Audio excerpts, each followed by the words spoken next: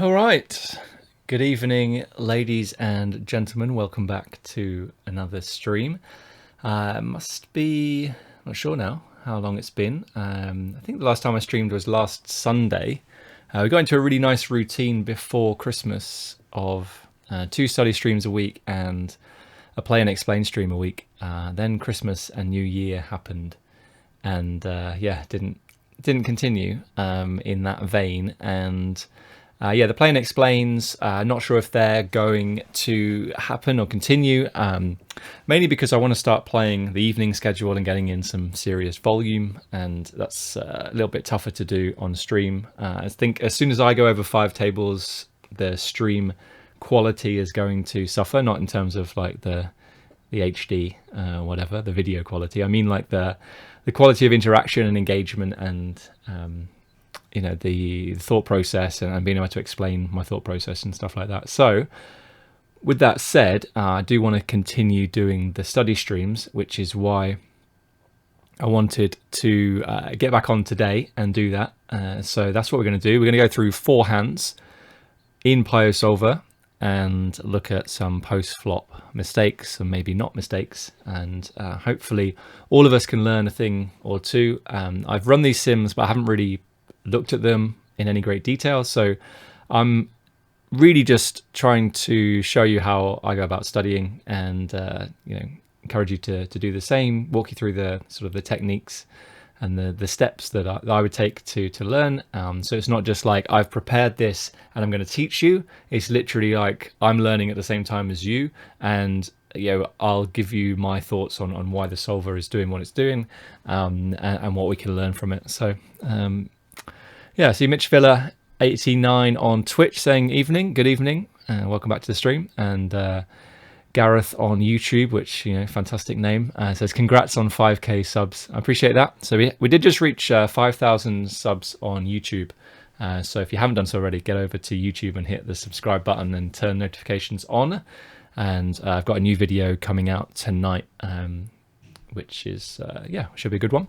Or talking all about like connecting the dots and thinking in terms of ranges, but making sure that you really think about what your range looks like, rather than just sort of plucking hands out of thin air by the time you get to the river. So it's a pretty fun one. So definitely check that out. It's going to come out about 8 o'clock tonight. Let's get into some hands. White Ninja Poker says evening, already subbed on YouTube, fresh off the back of a final table victory. Well, not a victory, but a very, very nice bink on a very big final table last night. Congrats to you, Mr. White Ninja.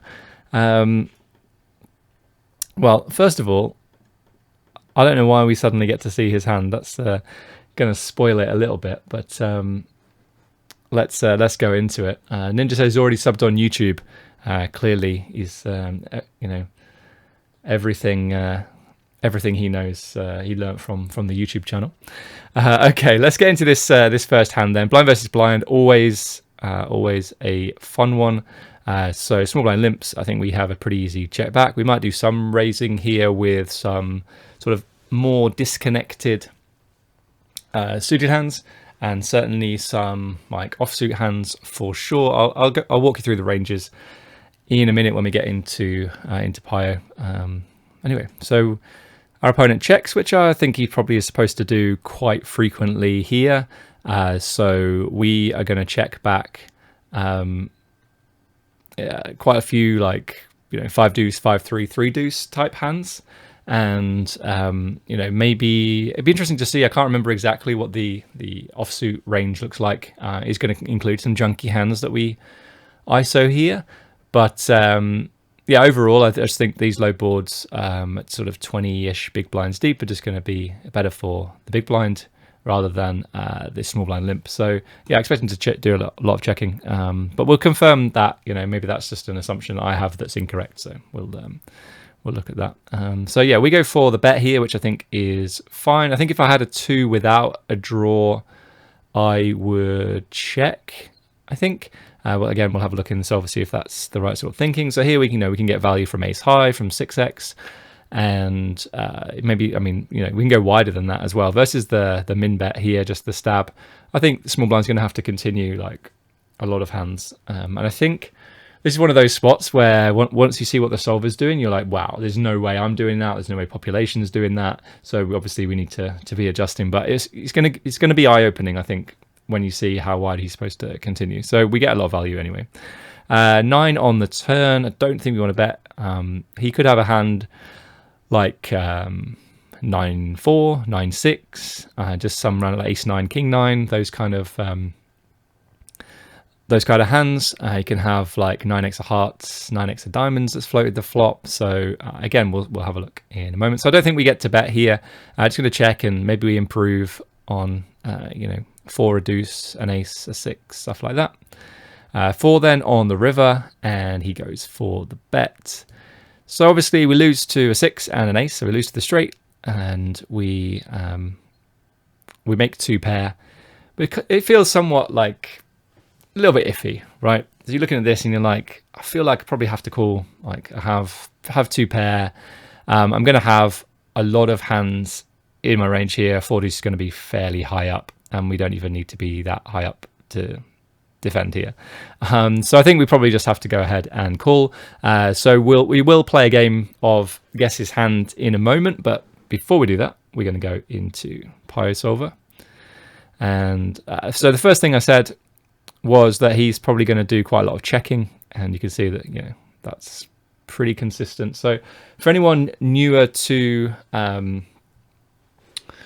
PIOSolver, what we've done here, or what I've done here, is given 2 bet sizes, min bet and a geometric sizing, which, to be fair, like this geometric sizing might not actually be good. So this is maybe a good example of, as I said before, right at the start of the stream, I ran these sims and didn't really look at them, and because I just wanted to get them ready for the stream, and also I didn't want to go into too much detail because I actually want to study at the same time as you guys.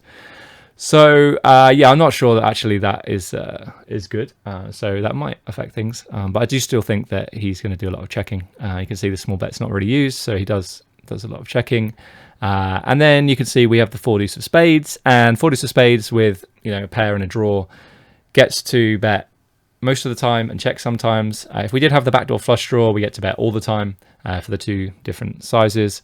But again, like I'm not really happy on that big size, so I think that in hindsight I should have gone for the smaller bet size option. Maybe if we still use this big size, but I just don't think I think that's maybe a flaw in my sim already, but we'll carry on through.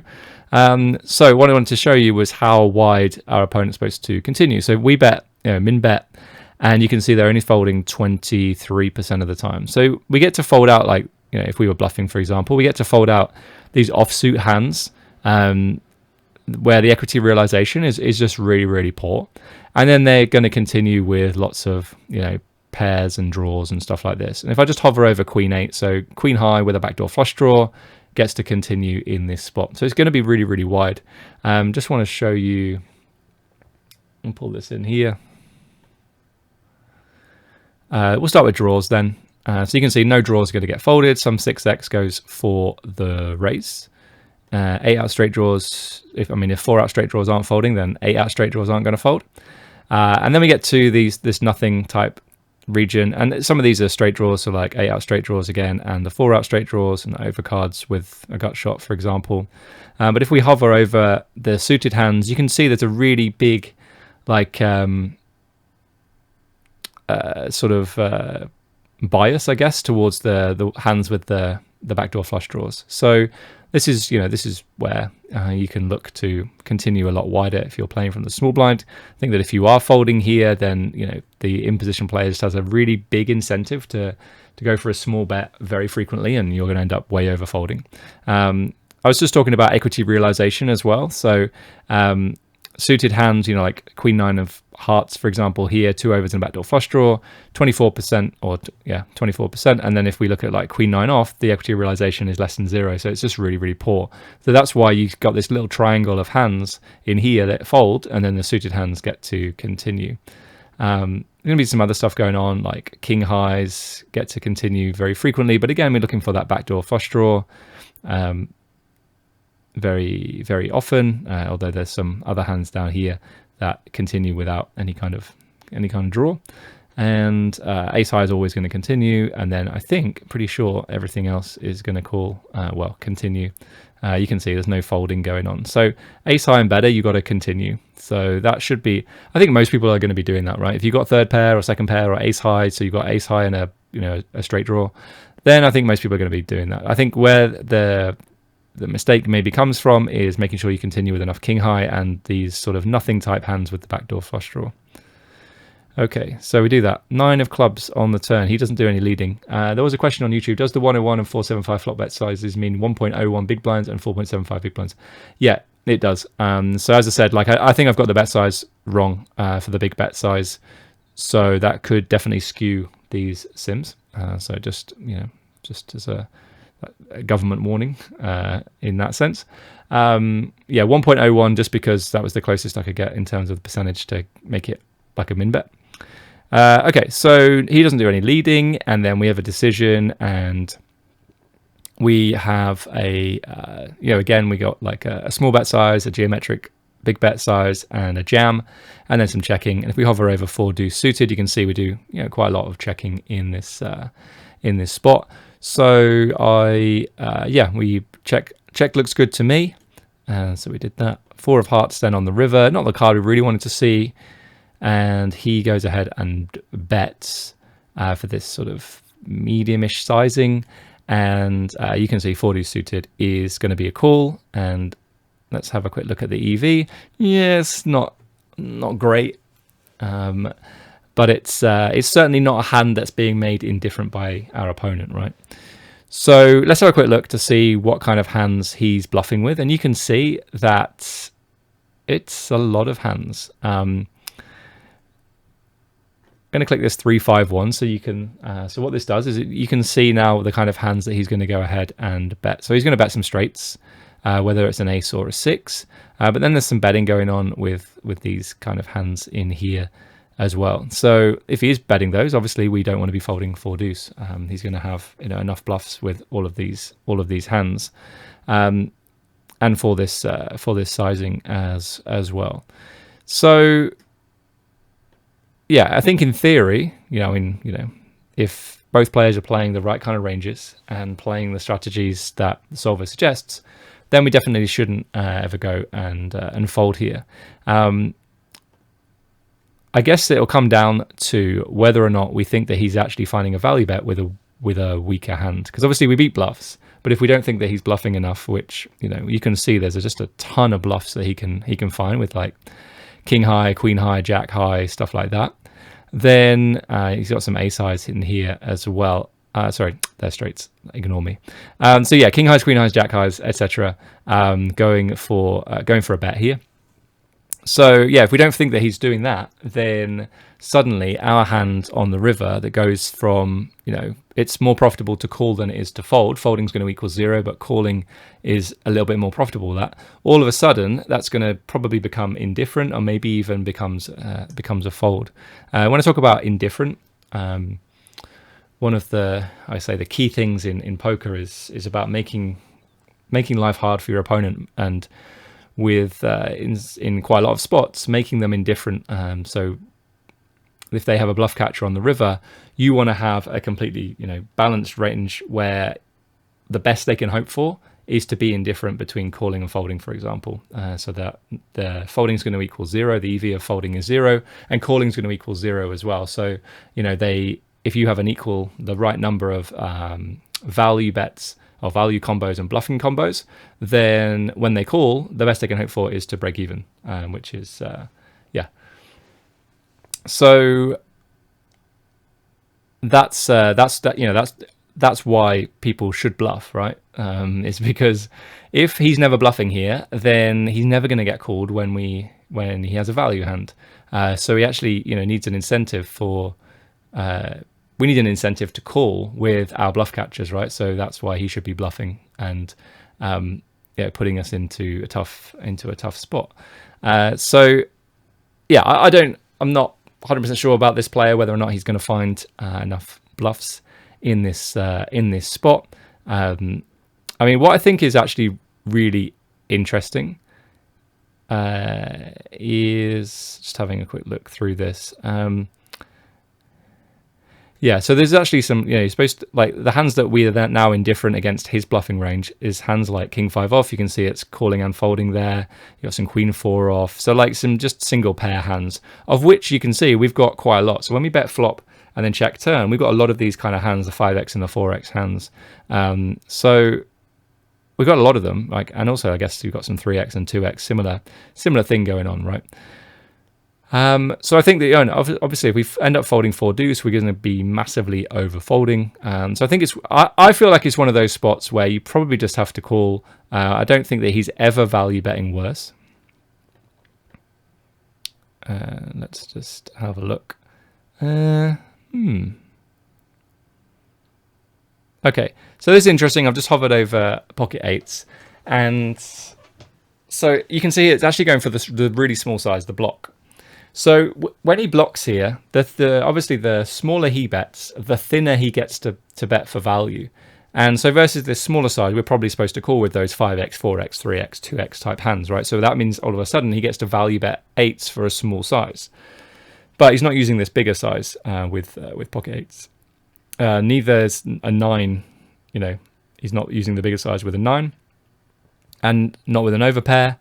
And then suddenly we get down to 2 pair. So, most of these 2 pairs beat our hand, and even so, it's still using this small size. So in terms of the big size, it's going to come from the straight quite a lot. You can see that here, and then I guess some, balanced out with some bluffs. So yeah, key thing here is the solver likes a call, but you got to work out whether or not you think population is going to be finding enough of these types of bluffs. So with that said, let's go back to the hand, and we do call. What do you think he has? You only get one chance with this, guys, and I'm going to answer some questions and some comments in the chat. So Mitch Filler says, Gaz is a great coach for sure. I've learned a lot from the free content. Hopefully I'll repay the favor soon and sign up to some paid stuff. That sounds good. Definitely do that. On that river, are the bluffs only plus EV because it can get us to fold and it makes us balanced? Makes them balanced, right? So they're going to want to bet some straights for value on the river. So if they only ever bet a straight and better for this size, then we should just fold all of our bluff catchers and only ever call with a straight. If it comes back to incentive, right? The only reason we should call in this spot is because we actually think that there's a chance that he could be bluffing. If we never think that he's bluffing, then we shouldn't call. But you should always, I think there's this kind of common belief that you should never bluff, like in bluff calling stations or bluff weaker players. Don't bluff in the micros; it doesn't work. But like, you've got to think about this sort of the incentive for your opponents, right? If you never bluff, then there's no incentive for them to call with your bluff catchers. When they have a bluff catcher, you could just fold. So yeah, it's plus EV2 for their bluffs because we're going to end up folding some better hands. But again, like a decent chunk of his bluffs are indifferent on the river as well. So between betting and checking, like checking's 0, betting might be close to 0 as well. But if we overfold the river, well, maybe all of a sudden the EV of a bet goes up for those bluffs. Okay, so we've got some answers coming through. Ace Jack in the chat. Anyone else got some ideas? Can't just be one person who's trying to work out what this player could have in this spot. Luck be a lady, 8-6 of diamonds. If it's against me, okay. Benjamin on Twitch said, "What ninja? That's an awesome, great score. I've gotten a lot of value from both Game Changer and the study streams. Awesome, that's great. That's what we're looking for." Well, what I'm looking for is to just give you as much value as possible. Okay, so we've got a King 7 example from Dara on YouTube. Ace 3 off from Ninja. Okay, let's have a look. He did have Jack 6 off. They always have it, guys. just fold your bluff catchers. Yeah, don't do that. It's bad advice. Yeah, just it's good to analyze these sorts of hands and see where you feel like players might deviate. Like if he's not finding the bluffs with the king 7 off or the queen 8 suited, then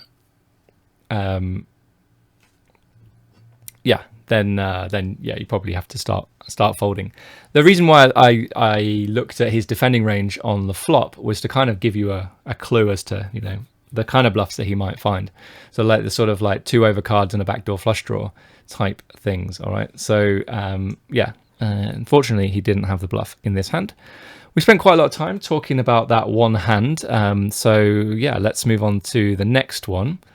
This was from a blowout event yesterday, I want to say.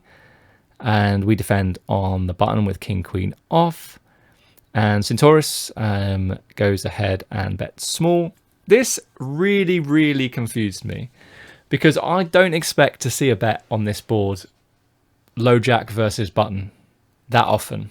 So I was just like, do you know what? Like, I feel like this player is probably going to be betting this too frequently because this shouldn't happen too much.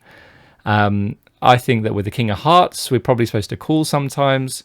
But yeah, it's not, you know, we're not loving it. We're certainly going to have some better hands than this to be able to continue. We're going to have some flush draws. We're going to have some pairs, you know, just higher equity hands in the first place.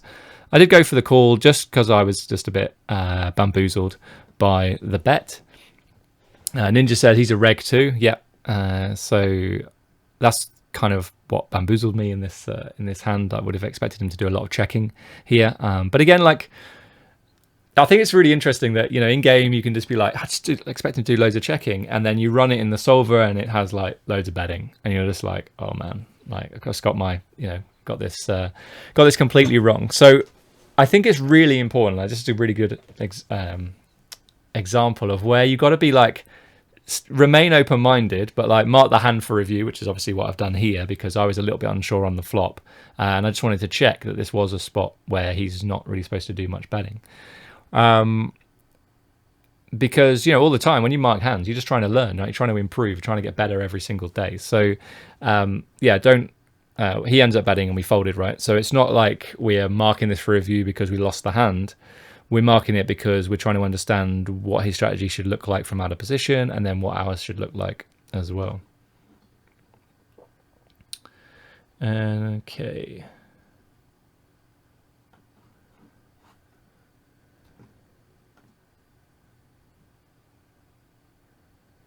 Okay.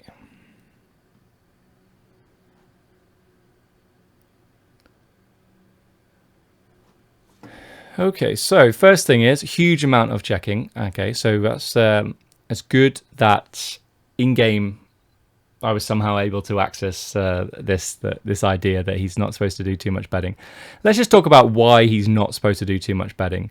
Let's look at the two ranges. So his range looks like this, and our range looks like this. So we're going to slow play with aces and kings. We're going to have some ace-x hands here as well, down here as well, like that. If we go to and look at top pair, just top pair, I think this is when you're looking at sort of spots outside of the blinds. So like, you know, if you're playing button versus big blind, it's going to be very different. If you're looking at like this spot, like low jack versus button, I feel like starting with top pair is a really good place to start when it comes to understanding why you should do checking and do a lot of checking out of position. So if in position has more top pairs, then you probably don't get to do as much betting. If they don't really have any top pairs, so I'm just trying to see if, just pull in this range again. So you can see like on a 10 high board, in position is going to have ace 10 off and some suited 10s, but it's not going to be great for the in position player. I guess 10-8 suited, 10-9 suited as well. Whereas in other spots, you know, the buttons, like let's say you open from the cutoff and the button flats, well, they're then going to have like these 10x hands. So just always think about what the range looks like. So we just have a lot of top pair.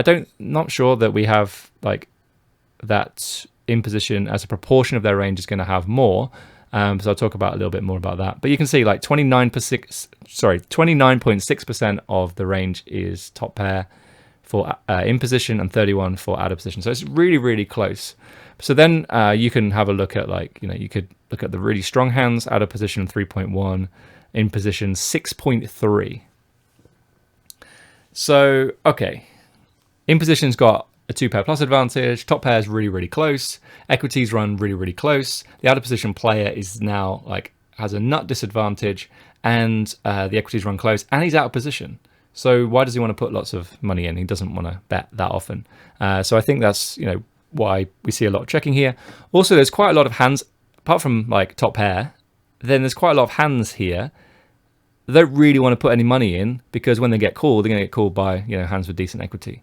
So that's why I feel like there should be quite a lot of checking. Evening to Evolution Retro Gaming on Twitch, who just said evening Gareth.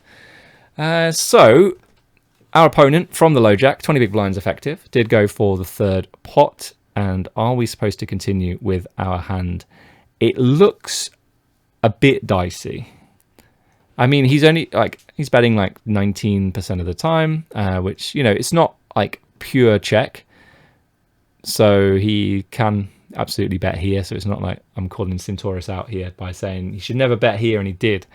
So yeah, we do get to, like, he does get some betting, and you can see that our hand, like, in fact, let's just find out exactly what combo we had. King of Hearts, Queen of Diamonds. King of Hearts, Queen of Diamonds, you can see is call 47, fold 53. So the EV is going to be really low. You can see, like, it's just losing a little bit of money, actually. So I think that, against a good player, then we could potentially continue half of the time, but the EV is just very poor, and I'm just already not loving it. So, look at the hands first that you feel very confident about, like top pair, sets, kings. You've got some queens as well. You've got pocket sixes. You've got pairs. You've got 6x that can continue. And then you're going to have flush draws and maybe backdoor flush draws as well. We don't want to fold too often in this spot. A little bit surprised to see. Actually, maybe not. I think it's more these, like the 9/8s and the 8/7s. I guess having the backdoor straight draw counts for something, but I'm not sure. I mean, how many of you in the chat are defending 9/8 of spades on this board? 20 big blinds effective. Like, I don't think that's happening. I can understand 9/8 of hearts with a flush draw and 9/8 of diamonds with a backdoor flush draw, but not spades and clubs. That seems a bit wild to me.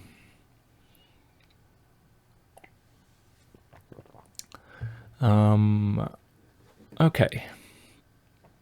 So yeah, so basically, long story short, you can call, you can fold. Don't worry too much about it.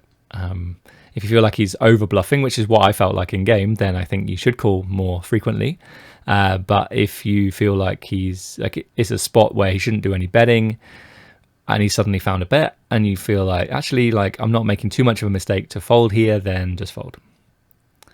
Okay, that's it for that one. Okay, and let's move on to the next one. Ooh, pocket aces. Okay, so button opens for min raise. We go for 3-bet to 3.5x. The button calls. Flop comes Jack 10-4. We go for a bet. This looks like geometric sizing, so clearly I'm going to be trying to bet, like, what is it, like 40% of the pot on the turn and 40% on the river, depending on, obviously, it depends a lot on the run out. He calls. So already we can start to think, okay, what sort of hands does he have? He could have a jack, a 10, a 4. He could have some draws like 9/8, king 9, king queen, ace queen if he doesn't get it in pre. He could have some backdoor flush draw type hands. I think that's fairly reasonable, although we do block ace-x of spades and ace-x of clubs. But yeah, I think it's really important just to sort of like think about what their range actually looks like straight away when they call, and you can start to do some hand reading, and then you'll be able to play turns better because you'll know what their range actually looks like. So the turn is the king of hearts. So at this point, we could definitely have the worst hand, but we could also still have the best hand. And the reason for that is that he can still have a lot of pair plus draw type hands. So king queen is a good example. King 9 is another example. Maybe even like as wide as like King 8 of clubs, King 8 of spades, those kind of hands. He can still have, of course, like Queen Jack, Queen 10, 10 9, Jack 9, Jack X of hearts, 10x of hearts, you know, those kind of hands. But of course, he can still have, you know, he could have Queen 9, he could have King Jack, King 10, King 4, those kind of hands. So, you know, we're not thrilled, but I still think that we get to pull the trigger here. But again, we'll look in the solver, see if it agrees. So yeah, we go for the bet, and he calls, and then a 5 of hearts on the river. So any Jack X or 10x of heart hand has just improved to a flush. When or if we value jam this river, I'm not expecting him to fold a king, right? And I think he's going to be in a pretty tough spot, though, with, like, you know, Queen Jack or Queen 10. So, yeah, I think jamming here is going to be absolutely fine. Of course, we're going to run into 2 pair plus a decent chunk of the time. It'd be interesting to know if aces with a heart is any less of a jam here or even more of a jam. Not 100% sure right now. But... yeah, I think I'm quite happy going for the jam here, getting called by a king. I guess, in a weird way, if you don't think you're ever getting called by worse, then you can't jam. But then that would be amazing for your bluffs, because you could just, you know, go for it here and get him to fold anything that's less than 2 pair. But yeah, I think a king is probably gonna have to call us here. But just really quickly, let me know in the chat, guys. Streaming on both Twitch and YouTube, so... guys, let me know, do you think we can pull the trigger here? Can we go for the 3rd street of value by jamming?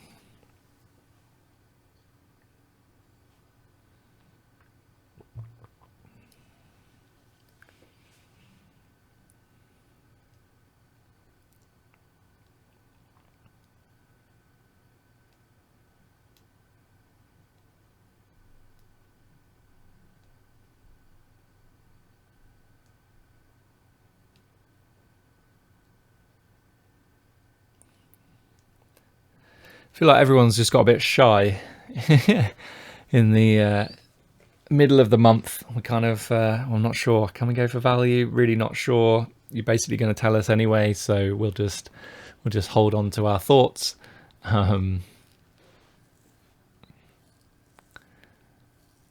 Okay, so yeah, we've got some going for it. We've got probably check calling. I hate flushes, so no, but don't know if we can fold if he bets. I check this river, to be honest. I think so. Most suited heart combos give up on the flop, I think. I mean, like Jack X of hearts and 10x of hearts hands don't, right? So if he has Jack 9 of hearts, Queen Jack of hearts, Queen 10 of hearts, 10 9 of hearts, 10 8 of hearts, you know, those kind of hands, it'll be pair plus flush draw type hands. And he's going to have some like ace X of hearts to float the flop, I think, given that we bet, you know, reasonably small. Let's look at some more. We'd say yes, King X, etc. with backdoor from the flop in particular, still with you. Check, call, crying. Pot will be 73 and cost him 21 to call, so yes, I think he gets good odds to call. We've got check, call the bluff. And yeah, and if you check, he can shove and put you in a hard spot. Yeah, for sure. So I did jam, and sadly, he folded. And, or maybe, you know, I mean, I don't think there's any chance he folded a better hand. But yeah, it's a shame not to get value in that spot. Okay, let's have a look at this situation then. So first thing is we get to c-bet range, but not for one size. We've got 20% and a geometric size. The geometric size is what I use, and you can see aces does use the bigger size most frequently. But there's some small betting going on, especially with like pocket jacks and pocket tens.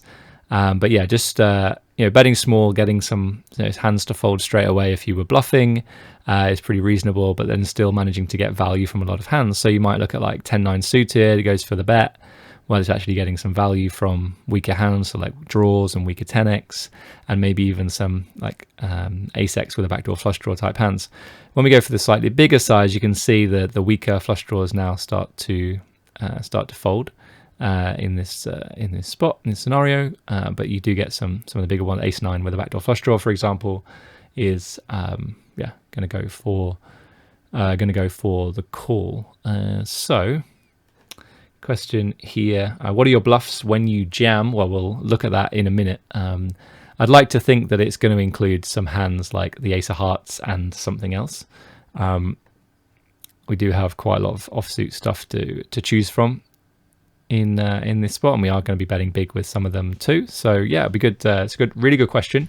I think that's just highlighted something that is really, really important when you come to study, is to come up with some questions before you look at the hand, right? So whilst the hand's running, maybe just write out like 5 questions. Like Dara on YouTube just said, what are your bluffs when you jam? And so yeah, we could already start to think about that whilst the sim is running, and then see if we're right, and go from there. So okay, he does call, and turn was the king of hearts. Okay, so we do get to do some checking now. You can see that like jacks and tens are kind of disappeared from our range because we're not using that bigger sizing on the flop. That's why there's only a little bit of jacks left. I don't know if you guys can even see that on the screen. It's like a tiny amount of jacks there. But we are going to continue to use the geometric sizing, which is this like 40-ish% pot on aces, kings, with aces, kings, queens, and you've got straights in there and top pair with a gut shot and all sorts of other good stuff going on. And you got some bluffs if we're, feeling particularly spicy. Going for bluff with some queen x hands in here. Queen 9 is obviously a straight, but then these hands in here, we have equity, we have a straight draw obviously, and we block our opponent from having a hand like queen 9. He does still have ace queen suited. I just wanted to check. I was pretty sure that ace queen off was going to be a jam, but there is some ace queen suited in there still. So yeah, it looks like we get to go ahead and bet with aces. There's one combo there, ace of spades, ace of clubs though, that doesn't go for the bet all the time, and obviously that is the combo that we had. But I don't think we're going to be making too much of a mistake here. The EVs are really, really close, but for the other combos it really isn't. So yeah, we went for it. Let's have a look at their range. You can still have some really, really strong hands. You can see that if they do have that backdoor flush draw that improved now to a gut shot and a flush draw, they're going to continue. The same thing's going on here. And all the king x gets to continue. Now, obviously, like some of this king x is really, really wide peels from the flop, so population might not have all of these here. We've still got some queen x hands, like queen 8, queen 9 improves to a straight, but queen 8 was a gut shot and an overcard on the flop, and now has improved to a straight draw and maybe even a flush draw as well, so combo draw. Then you got some other, pair plus draw type hands. Like we said, jack x and 10x of heart hands are going to continue here. And then you've got pair plus draw like in here, pair plus straight draw as well. So if we were bluffing, we get some under pairs to now fold, and we get these jack x and 10x hands without the backdoor flush draw. Well, it's now a flush draw on the turn, and also the ace x hands to fold too. Okay, message from Harris. He says, hi Gareth, Harris from Greece here. I lost your session a couple of weeks. Have you changed your Sunday schedule? Yeah, so if you missed the bit right at the start, I basically said I'm sorry that I haven't been streaming for the last couple of weeks. Although I streamed last Sunday, so it's only been, 10 days. Basically, I'm playing a lot more during the evening, so it's tougher to do study streams. And also, I don't really want to stream when playing like 9 to 12 tables. I don't think there's enough value for you as a viewer. I think if I can play like 5 tables and talk and engage with you guys and explain my thought process and answer questions, then I think it's really, really good. But if I can't do that because I'm 9 to 12 tabling, I just don't think the experience is going to be that good for either of us. So yeah, I'm going to continue to do the study streams. Still working on a schedule for that. Probably this time seems like a good time. It might only be once a week, but Wednesday's going to be the time because I'm going to be playing on Tuesdays and Thursdays, so I can't really do it then. Okay, so he does call, and the river was the 5 of hearts. Yeah, 5 of hearts. And do we get a jam with our aces? And the answer is yes. Doesn't seem to be too much difference. I mean, maybe we do a tiny bit more checking without a heart but basically it's like fine to go ahead and jam here. We'll come back to what we bluff in a minute, because I know that was a question.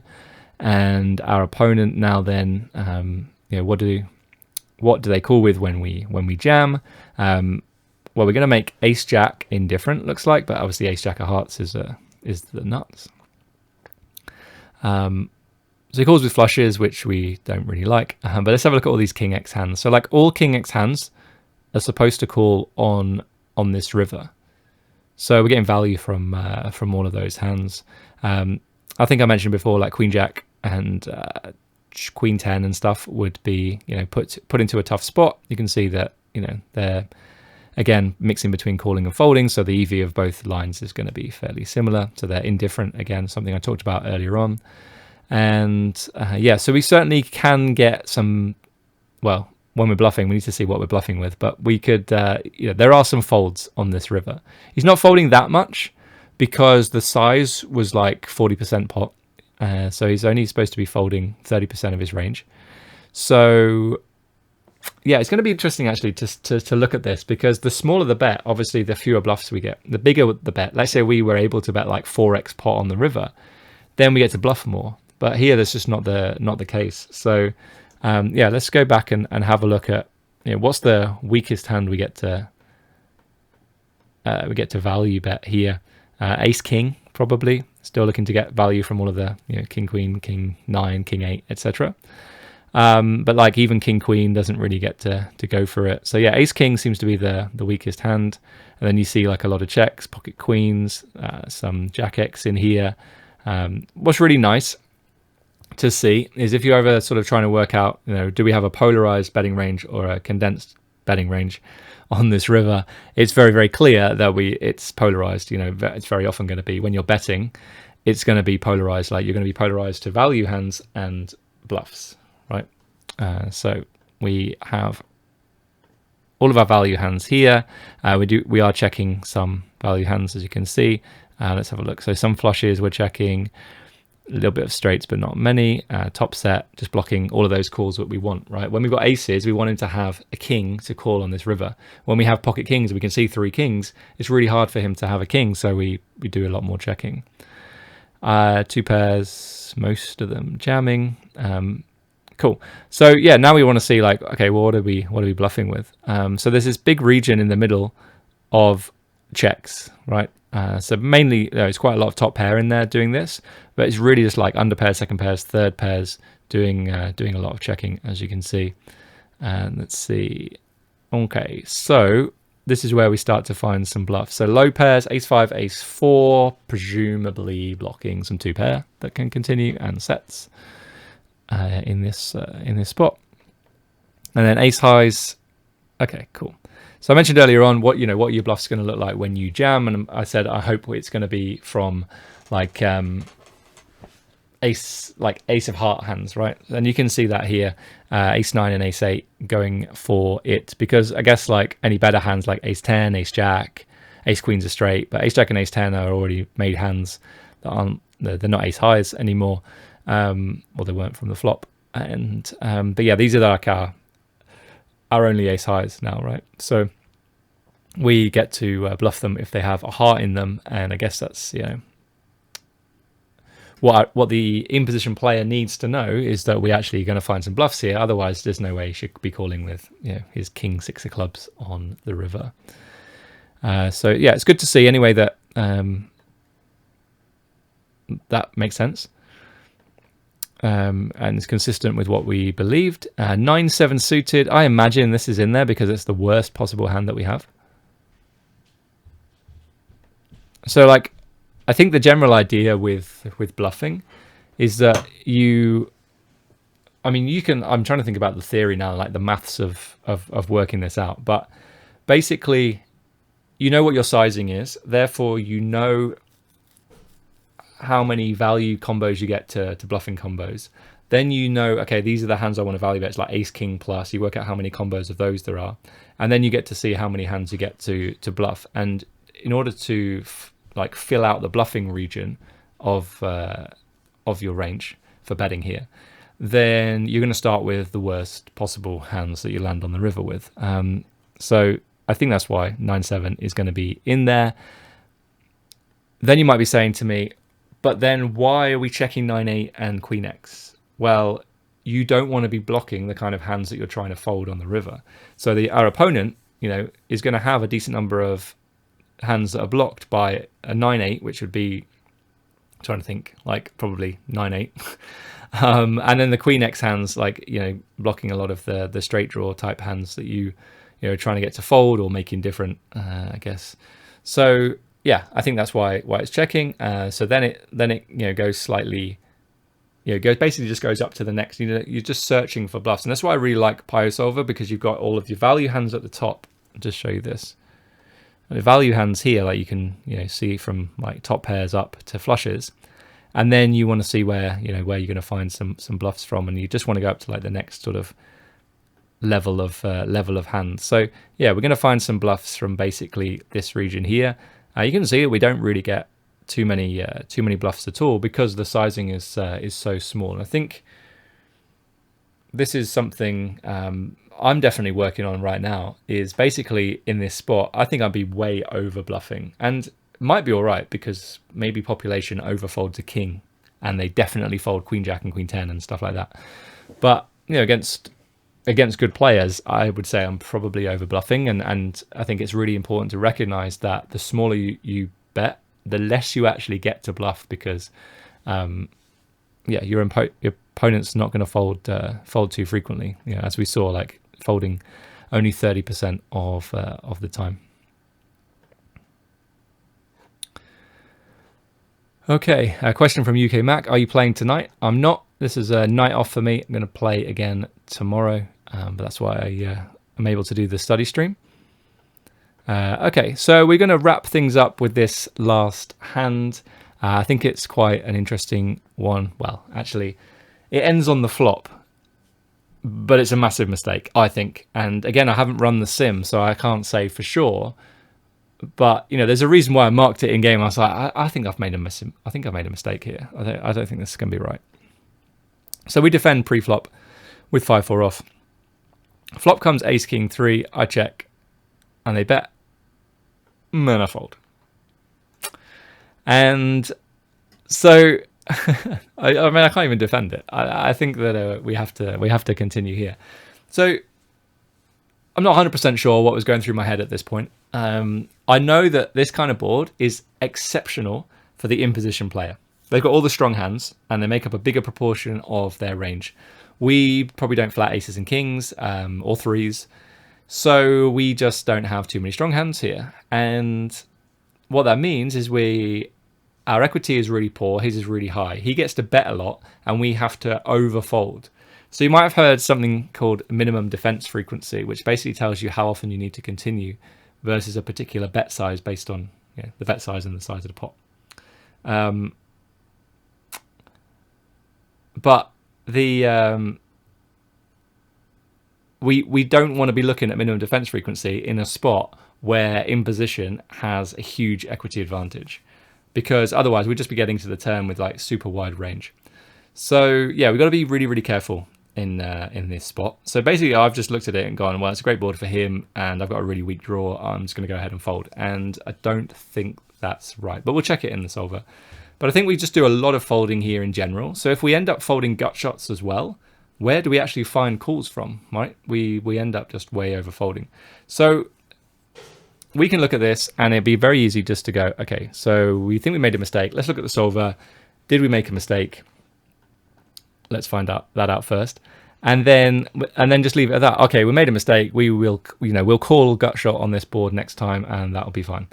But we also want to see, like, do we get to continue with, say, a weak king? Do we need to have like king X of diamonds, king X of clubs to continue? Versus this size, are we always continuing a king? What about a 3? Like, do we get to continue like 3-7 of spades, for example? Or is that the kind of hand that goes ahead and folds because we have this this big equity disadvantage? So yeah, the key thing I want you to think about is not just going like, oh, 5-4 off is a continue. We should have called. We got it wrong. We made a mistake. What an idiot.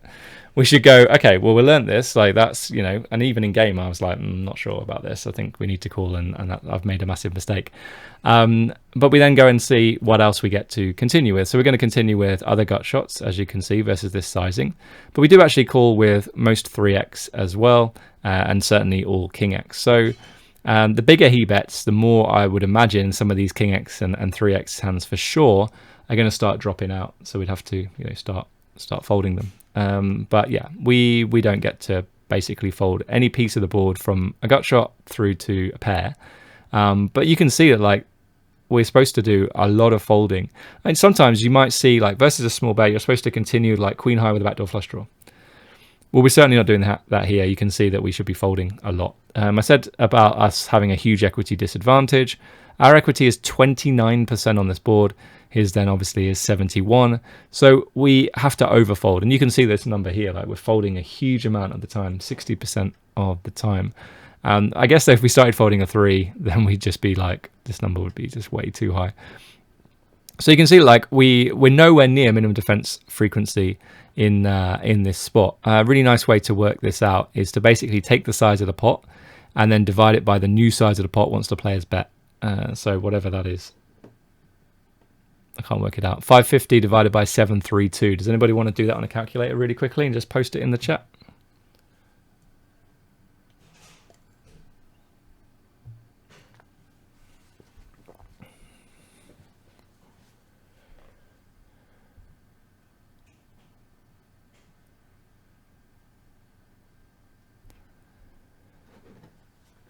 I guess I could get a calculator up. Just thought I'd get a little bit more audience participation. Okay, so I pull this in. So the pot size divided by the new pot size once the bet's in there, 550 divided by 732, 75%. So we're supposed to be defending 75% of our range, right? But here you can see we're continuing 40% of our range. So we are definitely overfolding, and the reason for that is because our opponent has such a huge equity advantage. We'll have a look at the really strong hands that they have as well. We have some 2 pair, as you can see, ace 3 and king 3, and our opponent has much stronger 2 pairs and all the sets that we never have. We don't have aces and kings. It's a small thing, like it's a small part of the range, like 4.8% versus 1.9, but it's still like a 2 pair plus advantage. And then generally, like, top pairs in position is going to have a huge equity advantage there as well, 88% on average versus 73%. So they just have amazing things going on, and we don't. It means we have to overfold. Okay, let's have a look. Loopy says, I'm a noob, but can you please put the 6 of spades on the turn, and what do we do versus a large bet? Probably going to end up folding, but I guess we need to find some continues to go for a check jam or something like that. So we'll have a look at that in a minute. I think it's a good question. Obviously, like 6 of diamonds, for example, we get to check jam with some maybe like queen jack of diamonds or 5-4 of diamonds, something like that. Okay, which gut shots to prefer to check raise with the backdoor flush draw or without? Let's just have a quick look, and you can see that probably just without. You can see 5-4 of spades is raising 26%, 5-4 of hearts is 18, 5-4 of clubs is 17, and 5-4 of diamonds is 10. So it looks like spades more so. 5 deuce. Yes, but there's a lot of check raising going on 5 with those hands as well. Yeah, I mean, there's really not a lot of raising going on in the first place. We're raising our best ace-x hands for value here to get called by weaker ace-x and draws and king-x and stuff like that. But yeah, we then want to balance that out with some bluffs. And, if we do raise and then get jammed on, we're just going to end up folding those kind of hands, but continuing with, top pair and 2 pair plus. Well, it's just 2 pair, isn't it? We don't have any sets. Okay, so let's do this and do 6 of spades. We check, and then they go for this big bet. And you can see 5-4 off is kind of indifferent between everything, but really the EV is really, really poor. Like, this is one of those spots when it's just like, even though we get to continue with this, with a gut shot here, we're really not thrilled, and like the imposition player just gets to hammer us still on the turn. We still have to continue with most king X hands. We have to continue with all of our ace X, obviously, and then some straight draws. We will have like 6-3, I guess, sometimes, and king 6 and ace 6 that become easier calls. But you can see that it's really indifferent here. Let's just change this to, let's see, 6 of diamonds, and see if we do get some jams with queen jack of diamonds. Doesn't look like we do, but we do get to continue. 5-4 of diamonds, though. Looks like it's check raising pretty aggressively here. 5 deuce of diamonds, 4 deuce of diamonds as well. So okay, yeah, so it's good to see, like good to know that like the top of the range here, we're just going to go for the call. Presumably this, blocks too many of the bet folds from imposition, whereas these hands down here just completely unblock them. So I think that's it's good to see. Question on YouTube: should you ever lead the turn with 5-4 on the 6th turn? No, we don't want to be doing that. It'd be really interesting to see on, like, is it like a king or a 3 where we get to do some leading on this turn. So you can see a 3 really stands out as being a nice card. Obviously like 5-4 and deuce as well, because you've got those gut shots wrapped around the ace and the 3. And you can see a king as well. So let's have a quick look. And as you can see, we do get to do some leading on a king and a 3. That's good to know. Okay, so yeah, I think that's pretty much all I wanted to say about that. We made a bit of a mistake, or a big mistake, in folding, and we already knew that, but I think it's really good to like test it, like run the solver and say, yeah, you made a mistake, like, okay, let's learn from it, let's improve. But also not just going, okay, I made a mistake, like beat yourself up over it, like, you made a mistake, you can learn from it, and what other hands now get to continue as well. So I asked the question there, like, do we get to continue all of our 3x and on the flop? And the answer was yes. Though I want to see Jack 3 here, 1 second. You can see like the EV of Jack 3 without a backdoor flush draw, not really loving it. And you can see that actually all of the 3x with spade hands, so the bottom pair and no backdoor flush draw, the EV is really, really low. And again, this will probably come down to equity realization. So when I click this button, which is equity realization, we're going to see that basically there just aren't as many good turn cards for us to be able to continue on, right? So if we just hover over the 3x of spade hands, you can see that the equity realization is a lot lower than like hearts and clubs, where a heart could come on the turn or a club could come on the turn, and suddenly we get to continue a lot more frequently. So always be thinking about that as well when you're defending versus c-bets. How good's your equity realization? One final thing to talk about is if you're playing against somebody who is not that aggressive on the turn, isn't going to play turns very well, your equity realization probably goes up. So you don't need to worry so much about having a pair, like having something else to go with your pair, like a backdoor flush draw, because you're not going to face as many turn bets. So then you get to see a river card as well, and then you decide, do you turn your hand into a bluff? Do you check because you've got showdown value? Maybe you improve. All of these good things could happen. Right. So I'm going to wrap things up there. If you haven't done so already, hit the follow button on Twitch. And as I said, someone just said right at the start, congrats on 5k subs on YouTube. So we have just reached 5,000 subs on YouTube. So if you haven't subscribed on there already, definitely do that. I've got a brand new video coming out in just under an hour over there. So I think you'll really enjoy that. And until next time, guys, which will probably be next Wednesday at the same time, take care and I'll see you soon. Bye-bye.